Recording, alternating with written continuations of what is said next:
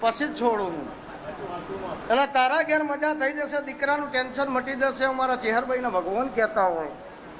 પણ વિદેશની વાતો મારો શિવજી પાર પાડશે. મને સમજણ નહીં, હું તો ખાલી કહું. આ દુનિયાની વાતો લાલભાઈ ગમે તે કરવાની, પણ વાઘ વાળા વાળે એવા કોઈ દાખલા નહીં. અને વાઘ તો કોઈના બાપથી વાળા નહીં મળે.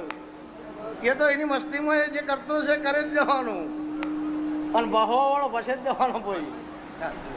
પણ જૂઠું છે દ્રૌપદી પાછું આવશે, સાચું છે તો 100 વર્ષ ની 1000 વર્ષ સુધી તમારો સિક્કો ચાલશે ચાલશે.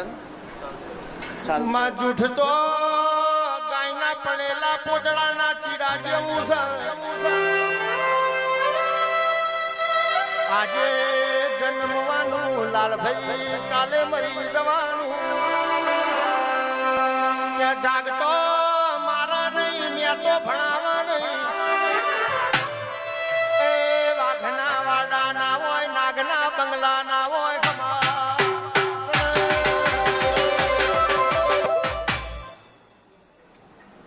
મારા મકવાણાના ઘેરે ઉમેદપરાના કાશેલાનો ગોગો, હું એ રોણો હું કોઈ. પણ ઓછું કમાણે હોય તો કદાચ રોટલી ઓછી ખાજો, પણ કદાચ મેળ આવે તો નોકરી મળે કે ના મળે, પણ છોકરોનો અભ્યાસ ફરજિયાત કરાવજો, ભણાવજો. ભણેલા હશે ને કદાચ ભૂવા થશે ને તો એ કોપત આવશે.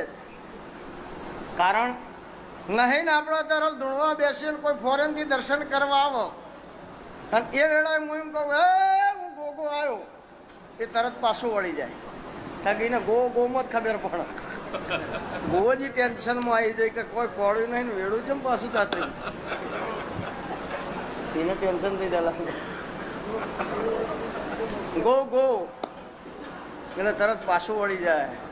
તો અભ્યાસ હોય તો એમ કે I am coming from snake, what is your question please coming. તો એ સેટિંગ ભણ્યાથી આવે, એ માળા કરવાથી આવે નહીં.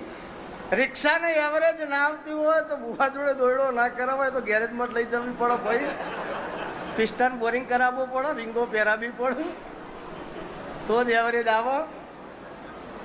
એટલે અમુક દુઃખ જે દેવની વાતોમાં શોભું એવા હોય, એવી વાતો દેવ ગતિની હોય, એવી પૂછો કે બુવાજી મારે બહેરું નાહી ગયું. એટલે તારા વેતો ના હોય તો બીજું લાવે એ નાહી જા, હું લેવા દેરો ના વાંચતું નહીં.